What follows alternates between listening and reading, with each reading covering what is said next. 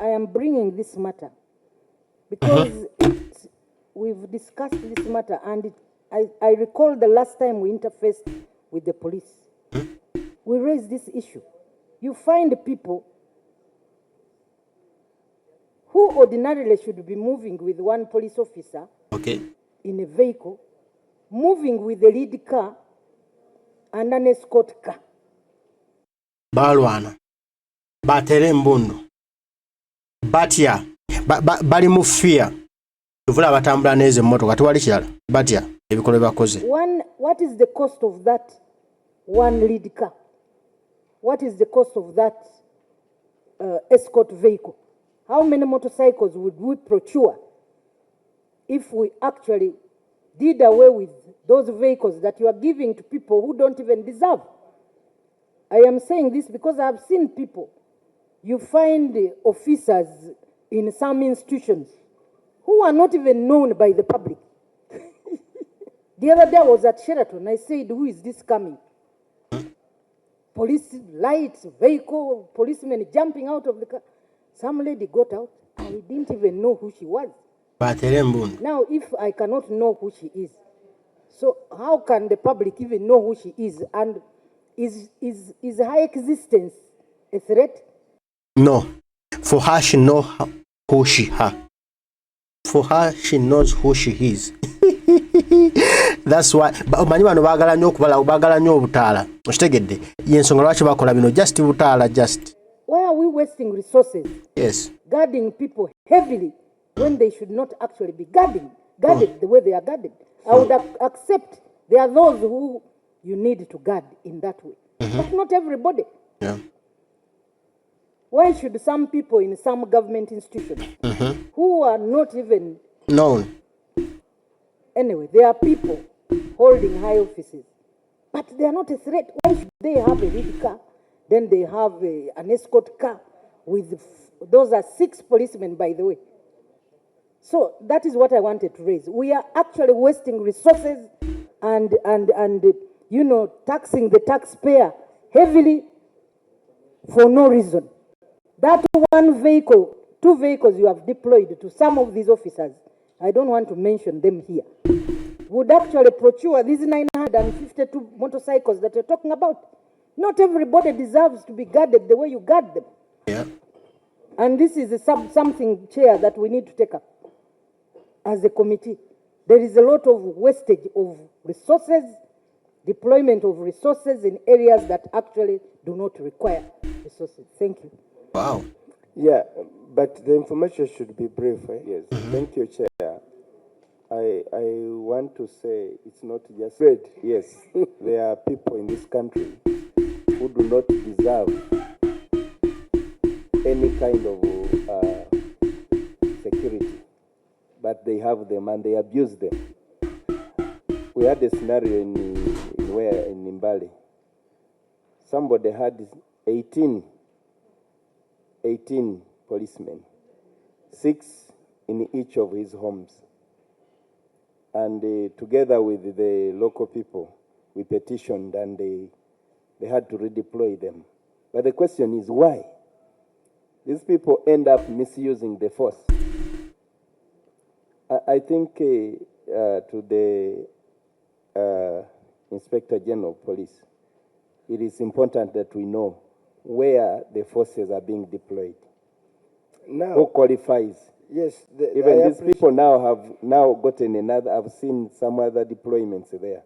But they are not warranted. They are not in any threat. They don't hold any office that warrants that. They are not at risk at all. But they abuse the force. They use, yes, actually that is what happens.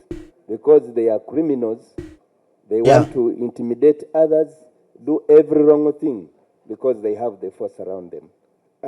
Honorable colleagues, because of time. Chair. Because of time. I just want to inquire. No, because of time. We are not proceeding. One, for purposes of exposing the strength of our force. I have a record here, you all have it. It's not very critical. It's very, very important. We don't know who is listening in and whatever. Secondly, but the question of You have assured the motorcycles will be procured. But can you respond to Honorable Sarah and Chair. Wanda? Chair, allow me also add on this. Chairman, you talked about the sub-county. It is well built, but you have not mentioned it. It is well built, well facilitated, according to how I see it, but you have not mentioned it. And it's one of those ones which were first introduced. About deployment. Actually, currently we are revisiting and reviewing. We have brought it to the attention of government, and the Right Honorable Prime Minister has written to all entities. We want to withdraw all our vehicles from those entities, and we are proposing that in case somebody maybe would wish, he buys his own vehicle, and then maybe we support something like that. And then we are also writing a cabinet memo to guide us on who is entitled for security and how many is the person entitled for guidance, so that we take this concern seriously. Chairman, but with that comes a simple issue for us also. And if you are given police protection, that automatically gives you the right of way. I'm given a lead car and wherever, I'm protected. Must I bounce people? I'm already protected. Must I bounce people off the road menacingly, uncultured? Two, there are also vehicles with some Mbugombe, sirens, private vehicles with sirens. The man just bumps everybody with the siren and pushes. So, right of way. Because it's so for the simple 1 inch. I normally drive from where I stay in Buwate to Kampala. I mean, there are so many police officers who stay on that road. Many. I will not mention who. Many. Some of them, you'll find them in the lane with your vehicle standing in the lane solely. Then a 1 inch comes with this siren and pushes everybody in Segumire. Are you giving an example? No, I'm just giving an example. I'm not saying you do it, but you find a Segumire, not the real one, in Segumire with whoever these days buys a big vehicle puts in a siren. Also, from its small issues, even the quality of lights. Somebody installs lighting system. Once they are all full, all of you can no longer see. So those small details for us, the 1 inch cool. There is one small thing I wanted to bring in relation to that. Even the utilization of these sirens. Like yesterday, you clearly see that we are in a lane, there's jam, and the vehicle cannot go anywhere, even if you have a lead car. But the siren is just continuing to kind of make unnecessary noise. I think this needs to be regulated. It's a very huge inconvenience to the road users. Wow. The Director Traffic, where are you? What we have done so far, and I think members will appreciate. These fellows are terrible. Some of them are not even running to do anything. You'll find someone with a thief or charcoal in the police vehicle, but you are pushed off the road as if they are, it is so painful. These days it's like everybody with the government number plate, with the police, with wherever, with the parliament. Let me be clear. This age, official age, it's as if whoever has those numbers has a right of way. And people are going to see their girlfriend, they push you off the road. So, Director Traffic, really? Because you need to ask that young lady who was having, she may be a wife of someone. No, Chair actually know the person, but she doesn't deserve it. When I saw, I had, who is this? Do you know who they sleep with? No. That's not necessary. That's not So necessary. can we have director of traffic? Director traffic. No, she's not.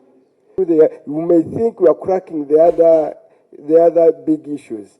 For 1 inch every road user, this could be a debate they are hugely interested in. Because it's too much. Where's the director of traffic? Sir. Chair, just Can we listen to the director of traffic? yeah, before he comes in, one single thing, and police needs vehicles in their stations. My sub-county, Rubiend sub-county, Rubiend police station, does not have a vehicle. And yet, I have heard that they are recording the vehicles from these institutions. I want to be given hope how fast, because we've not had a vehicle for almost a year and a half. And yet, the station is on a key junction serving Ibanda, Chiruhura, Buhoju, and there is a lot of animal thefts in that area. So, honorable colleague, And we need it. So we're going when to give an do I answer, get hope? but you also accompany the deputy. From districts without vehicles, then this raises a very serious concern. So, Chair, it's not an issue. Mr. The Chairman, police must deliberately withdraw vehicles from individuals who don't deserve these vehicles and deploy them to the districts. Those DPCs and, regional police officers who don't have vehicles need those vehicles in those stations to respond to calls and emergencies. Maybe Why that's should why. nobody have a lead car, have a police vehicle, No, make and the the whole district does not case. have? Make a case better. Yeah. You are having increased poverty levels when the actual deployment of resources goes to undeserving people. Yeah.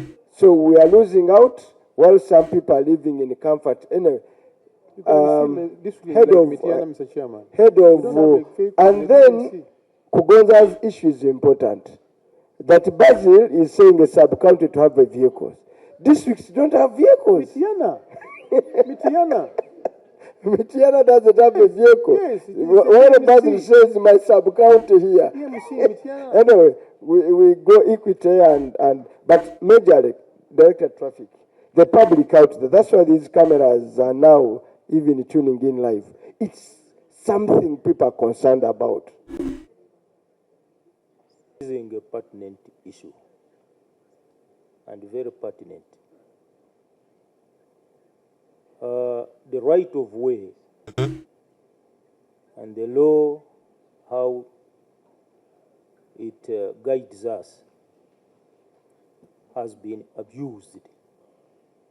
And the abuse is from those who have been given security vehicles and turn them into the vehicles. It is against the law. The state motorcade has a right of way. So who is supposed to arrest them? Those who misuse? The Prime Minister, the Speaker of Parliament, the Chief Justice. Those are the only ones.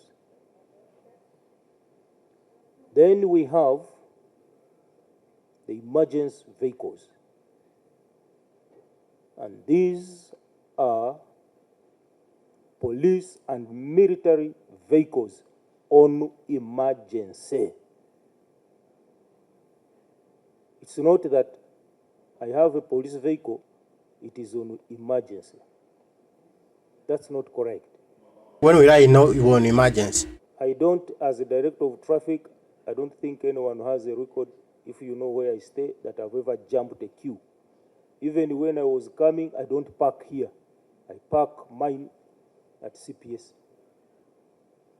I don't park here because I'm not provided parking here. I know who has parking.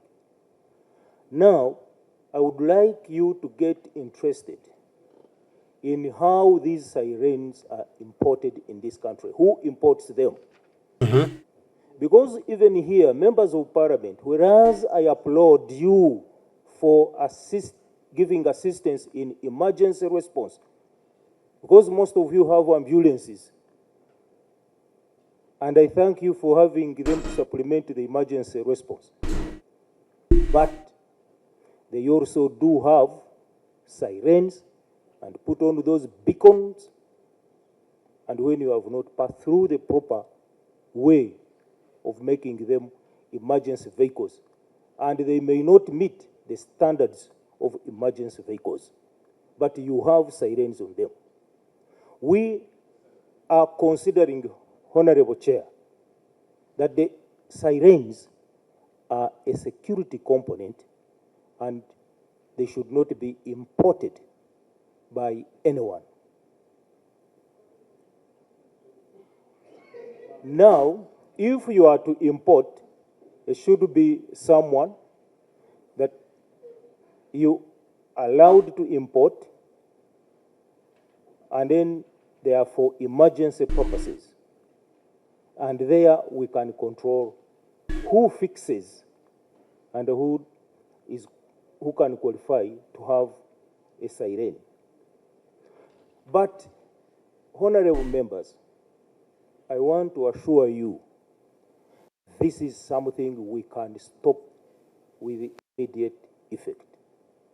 If you allow vehicle inspection to be housed in police,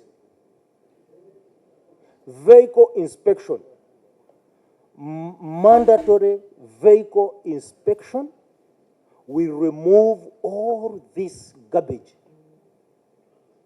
in our fleet, in the whole country.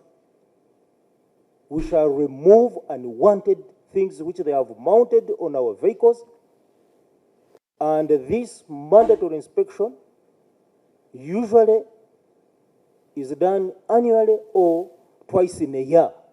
No one will fit those sirens if he or she knows we are going to pass through, they are going to pass through that inspection. It's unfortunate that as I speak now, this is not yet done. And we shall never improve road safety if we do not do vehicle inspection and house it in the police force. It is the police force that pursues can take you to court. Now, as per now, country, who is responsible for vehicle inspection? Who is responsible? But house it somewhere. If there is a contestation between those inspections, then the police has to come in as an arbiter and must have superior equipment to sort out a contestation. I would like to appeal to you, honorable members, that even when we were discussing other issues concerning theft, sometimes a cow or a goat or a pig is conveyed. There is the means of conveyance. So now, if we are to move forward, we need to do the two things. Automation of all police services. And we have talking about automation for so long. When did the CCTV cameras come here? I was here in 2007 when we had Chogam. We installed the cameras in this city center. Had we continued at that pace, most of these issues we are talking here not be now an issue to deliberate. If we automate our systems, for example, if you have a farm of 50 animals, you may have a chip put in your cow, and when this cow is going to be slaughtered somewhere, it will be known. It's like a tracking system. Some other countries have done so. You are taking into a critical area. Let me ask you. Somebody, you are in a queue. I stay in Chira, okay? And bypasses everyone. Does that require automation? And in front there is a policeman, traffic man, just stands by and see this man just goes away. Mr. Chair, Chairman. and let me ask you, you have your own internal communication, I can see them. You can even ring the other officer, stop that vehicle. Before you think about automation, this menace on the road, Honorable, you over deploy. Normally in the morning when I'm traveling, they put passengers, they check the car light, they can check the thing, and they tell you walk away. This menacing, automation, yes, given. I'm not arguing. But this indiscipline is visible, witnessed by your officers of traffic. They are all over. Mr. Chairman, when the bosses of police, they bypass, they drive on the wrong way, then you ask yourself, what law are they protecting now? Are they really law enforcers or they are law breakers? And then you want to be given permission. What mandate don't you have to prosecute anyone who breaks the law? You want it to be housed there. How about working together as government agencies? Chair, there's an officer with any TR, any TR here. Out there, we are at times sent by the speaker and maybe also move on specific assignments. But we also benefit by seeing how the roads there move and how the vehicles move. Any mistake out is revenue to the government. Any person who bypasses from Kireka, Nakawa, and so on, those would be 5 tickets. 5 tickets. And all of us would stop. So your automation should lead us to see that anyone who's bypassing is being given the tickets time and again. When they don't pay, the cars are impounded. You see this abuse? That is money. This abuse is being extended to your aircrafts. These helicopters. I see these 190 flying in police helicopters. Tell us who is entitled to use a police helicopter chopper. I see these MPs here, Sujui, quite often they land in my area there with the police. It's Segumire. They'll call him on Unigi, another man lands a police chopper. So tell us, because this abuse has moved from vehicles to police helicopters. We are going to tackle this one of a plane, it is the next one. But tell us, who is entitled, because I also want to have a right.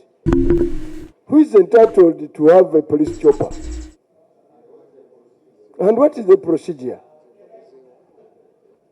Because I quite often, we have been witnessing around, you call somebody for Nigina. I've seen some fellows here, I will not mention who. The man lands a police chopper. Mr. Chairman, maybe they hire them. Are they for hire so that I know how much I must pay? Yes. Is that also under you? Traffic? Who is in charge? NTR? Madam, tell us, Deputy, who is entitled to, because these are state facilities, there should be a criteria who in Uganda can ride in a helicopter, under which emergency.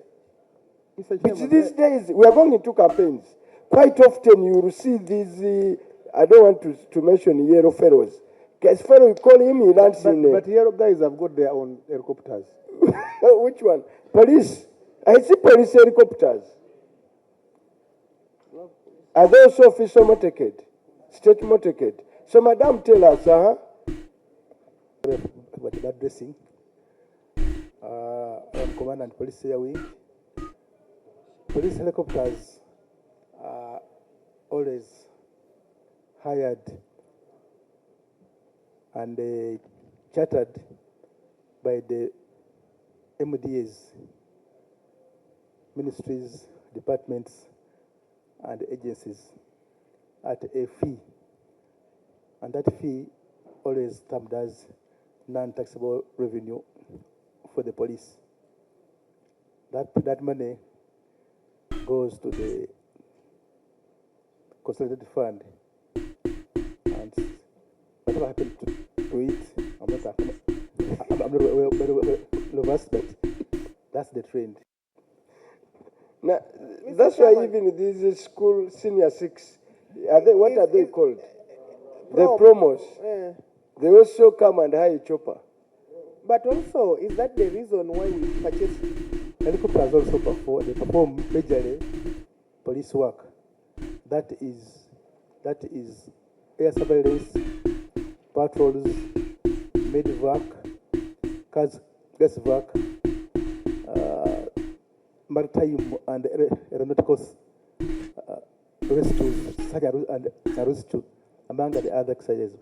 So this transportation of MDAs for revenue is an added advantage to either the police or the ministries.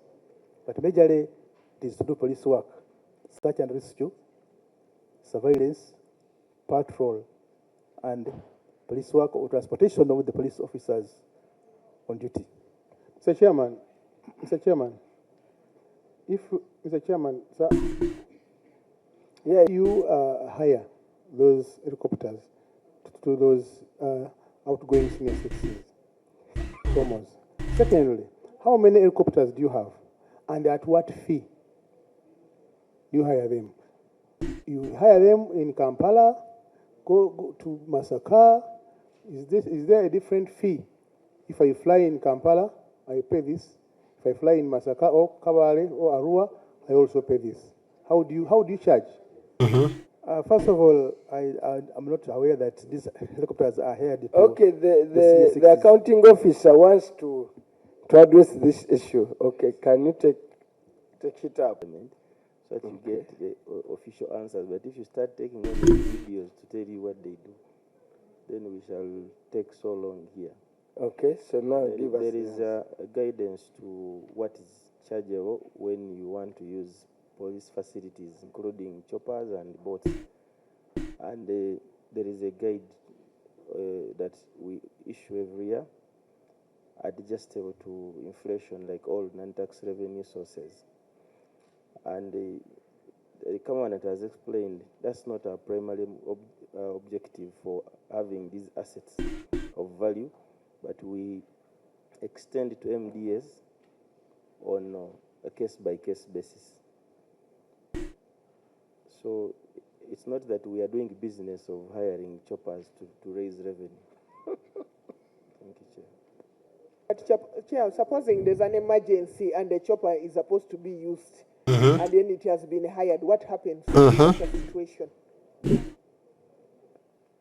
Chair, the choppers They are did hired randomly. We manage them and they are within the country. So we also prioritize what takes precedence over the other. Honorable colleagues, your image as you give out a chopper with the police at the end of the day. Now let's talk about this aircraft.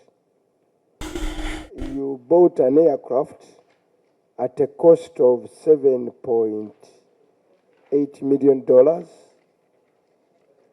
and this aircraft is called Plagio P180 Avat 11 Evo. This aircraft, which you bought at that cost $7.8 million, is equivalent to how much? It's a lot of money in billions. Get me the figure there. This aircraft, since you bought it in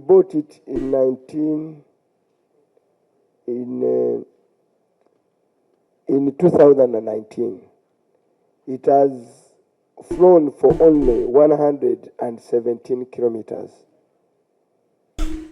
since you bought it. Reason, it is incapable of landing on non-tarmacked runways. That is 29 billion. So this aircraft, literally, the auditor says, is literally non-functional. It doesn't do anything, but you are meeting high costs of its maintenance. So the question that arises, the question that arises with this helicopter, who made the needs assessment? Eh? Not this is the fixed wing. Actually, it's a plane. Eh? It's a plane. Who made a needs assessment that will procure a plane for police, which literally cannot land in the vast areas of Uganda? But you spend public money, and the damn stuff is just idle. We are meeting costs. I know the audit here may be intended to sell it, to justify why you want to sell it. Sometimes I know why this appears in the audit report. Because earlier we monitored, I don't know, it was procured by that time. You had intended to sell this aircraft. So you are bringing it here as an audit query for us to say you sell the damn stuff. I'm not taking on auditors. So what's, for us, the question, who in the first instance authorized this procurement?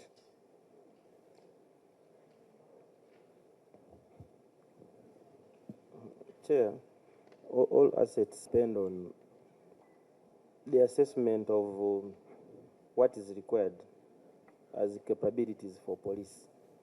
And by the time this plane was bought, that was the assessment. However, because it cannot land in unmarked areas in the country, we had the challenge of using it on an everyday basis. And Chair, it's not true that we are in the process of disposing it off. We are actually making it serviceable so that it can become operational again. Because now we have areas where... So you are saying it's not operational now? No, making it serviceable means it can fly, and it's like you having a car at home. Yes, I understand. Yeah, so that's what we are doing now. The disposal was a rumor, and it came on the floor of Parliament. We've been clarifying. It's not what we are planning to do. But our runway is most of the country. So even if you serve, where is it going to land? Apart from the new airport in...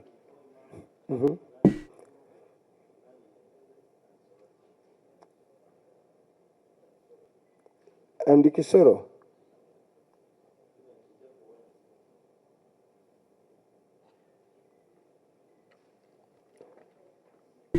Honorable Kuri, I don't want to monopolize this debate.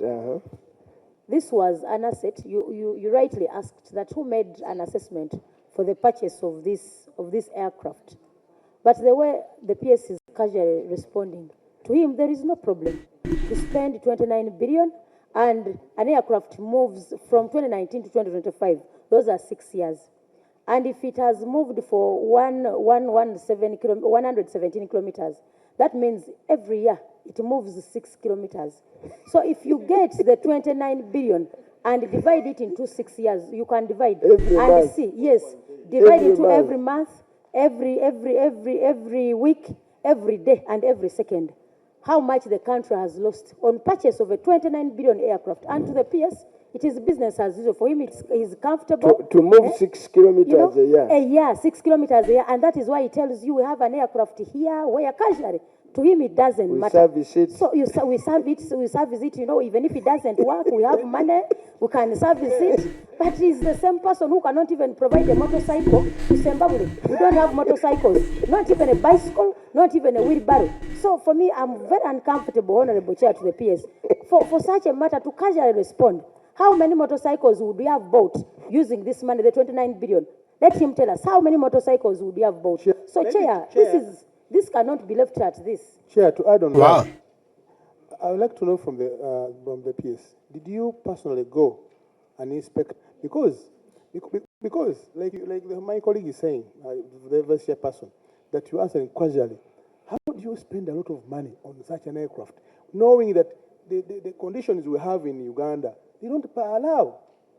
Why didn't you buy helicopters? Why did you have to buy a fixed wing aircraft? Why didn't you buy pickups? So that I have many pickups in my district, in Mitiana. Chair.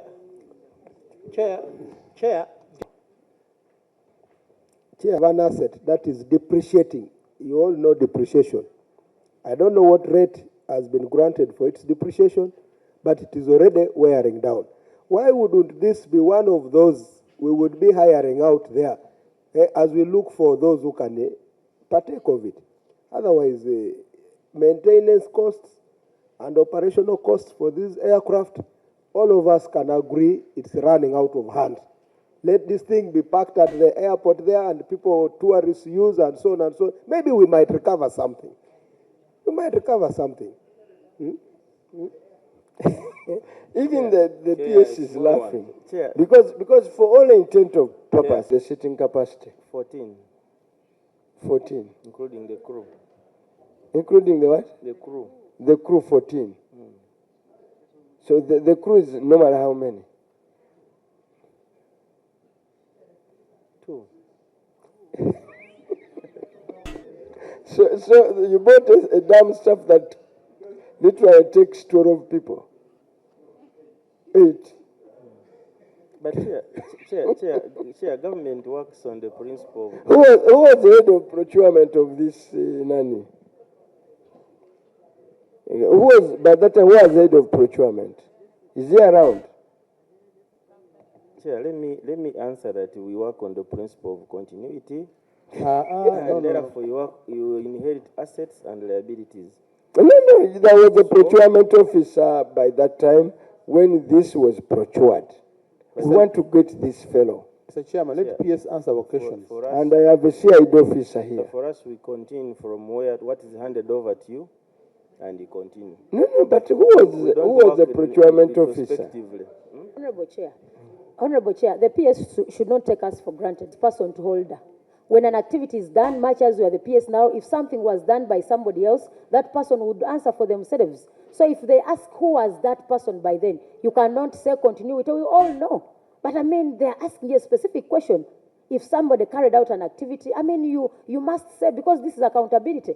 We are not here to tell us money who is due, sorry, but I mean... Let me also give you a parliamentary resolution. Last year when they were passing the report, even accounting officer, we shall not be reporting, saying accounting officer of so and so. We shall put accounting officer, Mr. So and so. So who is this procurement officer that procured this? But Chair, with due respect, do procurement officers purchase goods for themselves, or they are just... No, want him. Because now that doesn't satisfy also the question you put on table. Because if I want to acquire... You want now to determine which questions I put on table. Order. No, Chair, what you are saying is... Order. You make it look like the procurement officer is the one who determines which... No. He's the one I want. Who was the procurement officer? Why do you set yourself questions? Did you procure yourself? Yourself? No. Who was the procurement officer? I need to find out. Sir, don't answer it casually. I think you are beginning to take us for granted. Mr. Chairman. You are crossing the border. Mr. Chairman. I do not know the procurement officer that was there by that time. I can find out and let you know. Because I need to be very clear on who was there at that time. I know the current procurement officer is not the one who was there. But Chair, I know you are my brother and a long-time friend. Don't take this committee for granted and stop giving us casual answers. It's the last time I warn you. Chair, the fact is... No. I do not know. Don't cross the line by giving us answering casually. Who was the procurement officer, sir? Chair, Now, I want a procurement officer. I don't know the name. You don't know the name? Bring an oath. You know, no, bring. I'm going to cross-examine you on oath. Bring. I've just been told the name. Chair, my neighbor here doesn't know. And I asked No, I'm saying, you see, the reason why you came with all these officers is to aid you. You cannot casually begin to come, please administer the sworn witness. I'm going to administer oath on you, and you begin to answer every question until the end of this session on oath.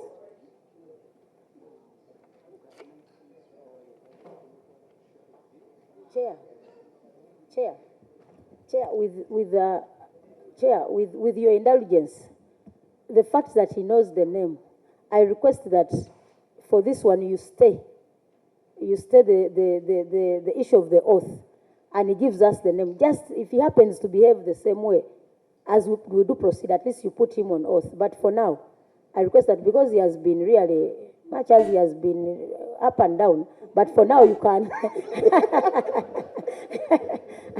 I request that, Chair, I really, with the support of members, Chair, I request that you stay this and he gives us the names. If he happens to behave the same way, we can then put him on oath. That is my request, Chair. Mr. Chairman, you have already made a rule. Don't be a stubborn witness. But if you continue to misbehave, I will immediately put you on oath. It doesn't matter how many officers you are. Even IDP, I can. On this day, always, I'm also with some authority. Outside here, you will get me. But now, so let's study who was the procurement officer, sir? Chair, I've been told he was actually called Isaac Chaligonza. Is he around?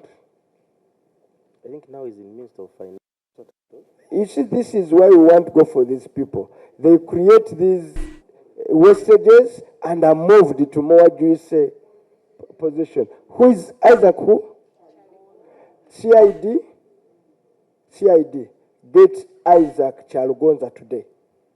By end of today. Query wastage of public resources. And from there, I want you to investigate this and give this committee a report in 2 weeks. Wow. You have to give me a report by end of today, how far you have gone with getting that Chaligonza. Is Chaligonza who? He's in the Ministry of Finance. But, Chair, just a small one related with that. You see, at the level of procurement, Clear-cut wastage of public resources. Somebody went, procured a plane, well knowing it will not function. 12-seater.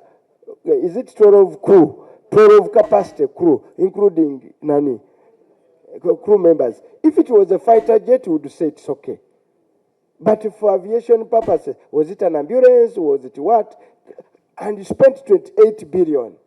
This damn thing has moved 117 kilometers. I think these 117 are just for routine service testing. Because once you have it there, routinely you have to fly it and see it is in better. That means it has not been functional in any way. And the gentleman gets moved to another ministry. And just move like that. Now from here, he will give us the details of who else did what. And it's not an issue I'm letting finishing it up here. After that report, I will summon another committee. We are going to follow this to the latter. Because elsewhere we've been very hard on other lesser people. But you can't find this kind of wastage of resources. You buy a plane, it's there, knowing it cannot. You ask a fundamental, did anybody go to inspect? Because inspection, did you do a proper needs assessment? Did you really need this aircraft? Was it a priority? In a country where you have areas, you can't pay your suppliers. You waste 28 billion, 29 billion, and you are a police force. Now let me now use your stick to hit you. I use your officer to investigate you. No, don't say she will have to do it. They should not be transferred. They don't do it, they also have no jobs here. You cannot investigate this one and say you are not useful. Don't be part of my committee.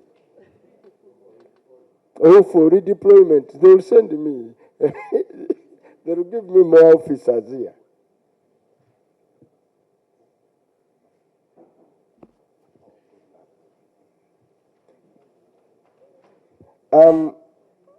Now there is 28. We've talked about vehicles. inspection. Now, you know, I'm very reluctant to review certain things, but as a committee, we will look at this canon section, heavily audited, but because of what I read, I don't want the public to know that some of of the you know, somehow along the way we read and say, if we do this one, how will it mean? As a committee, we are going to review the whole of this detailed audit on Canaan. And if need be, during our review of your report, we'll job. Now, can you do 2, 1, 2, 3, these marine vehicles? Eh?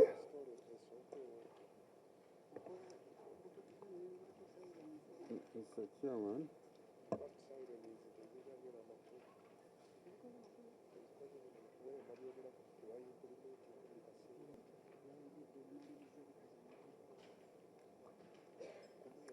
Honorable colleagues, can we do the marine? I need to get your opinion. Mr. Chair, I propose that we move to 2.11.1. About? On page 36, the closing and the beddings, because this is more of an administrative. The response is that the budget has remained unfunded. No, but it's marine. So. Marine, eh? Yes, no, marine. yes, that's what I've seen it. But So also for some. No need to. 2.121, delays in acquiring land titles for surveyed land. Yeah, maybe, yeah. Hello? Sir, you survey land and you don't even have titles.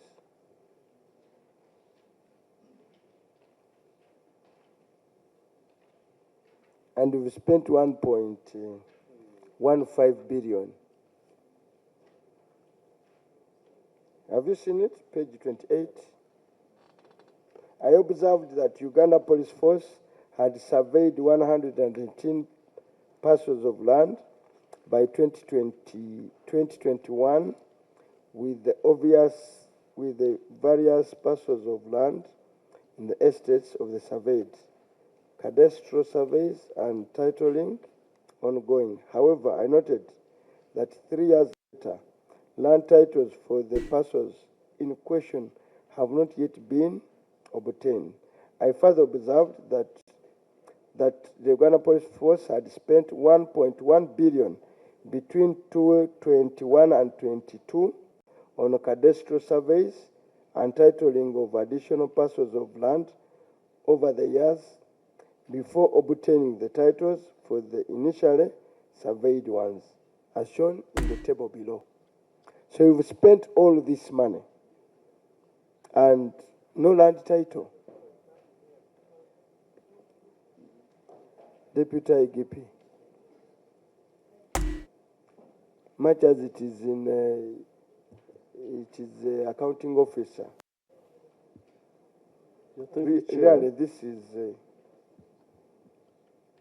I think could give us a detail of what we have in terms of lands. But what I know is that there are some land titles that have been acquired. But Chair, what we have to note is that we have almost close to 2,000 pieces of land that we have countrywide. And some of this land are given by the community using the gift deed. So sometimes we get the gift deeds, then we start the process of titling. Others we procure, and then others we buy, especially the ones of... How secure is your land? You know, the last time I was shadow minister, there was, even where you have your headquarters, you had remained with the 60 acres only. You know, we had a battle, I think, who was with him? It's a battle we had to carry on and we had to fight, including having an exchange with the president when a conman wanted to take your land. Sujuji building you a lab for ballistic and forensic laboratory. And he was taking the whole land you had to remain with. Are you secure? And then there was a problem with that where you have those vehicles. For a man who converted the title then to 99, I think now it is moving to all that land for Pan-African something, including the most endangered land is where you have the headquarters. That is UNAFRI, yeah. UNAFRI. Have you Future Group? But how can people overtake your land? Future Group now has covered it with bonds and whatever. Where you had the vehicle inspection, is it still there? The vehicle inspection section. Is it still there? Yeah, it's still How much land are you remaining with? Could you be giving us... Including, because you see the police land, including land the one in where they have an headquarter, they are losing it. Everybody has, some African thing took over, Future Group took over, and I, you know, when I was the shadow minister, I followed it up in mysteriously title, now became 99 years. I know the story. And I see more encroachers. I pass there. Including now the one for vehicle, I see it, you are now very squeezed. Mr. Chairman, 25 days. Mr. Chairman, The what? 25 days. Mr. Chairman. For the vehicles. Mr. Yeah, Chairman. first, report. Ebintu ebyenjawulo tulabyemu ebyemmotoka, tuli mu kubya ttaka, tuli ku byantambula eza waggulu n'ezo mu mazzi ne sub county police deployment. So basically ebintu bibadde bingi bye tubadde nga twogerako. Kale abyebyo police ya Uganda ebintu bino batamanyi biki bigenda mu maaso mu police. Waliwo abantu abalala bakola emivuyo eyo nabo beebuuza balina bye beetaaga tebabifuna.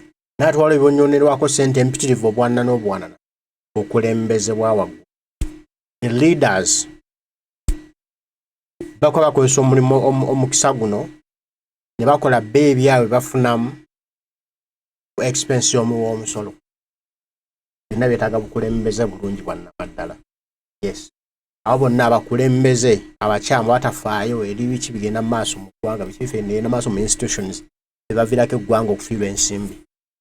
Agawana kukwatibwa bonna.